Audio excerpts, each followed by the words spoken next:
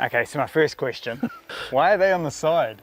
Yeah, well, facing east, Yeah. because looking at all the literature, is you're supposed to have them facing north. Yeah. So I considered how I could do that putting them on the roof using some of the different roof mounts, but ultimately I decided to stagger them this way and have them facing directly north. So Yeah. it's actually worked out really well. Where have you got it, the inverter and the batteries? Yeah. And I've mounted two trapdoors underneath. One gives access to the solar kit. It's fully dry and solid. We've got the batteries are slotted in behind. We've got different vents, different air streams coming through it, but it's actually keeping it cool and dry in there. It hums along, it's very quiet.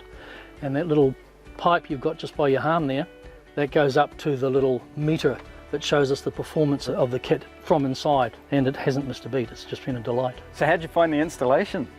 I found the process really interesting. I put it all together here following the guides that you guys put together, and it was just perfect for me.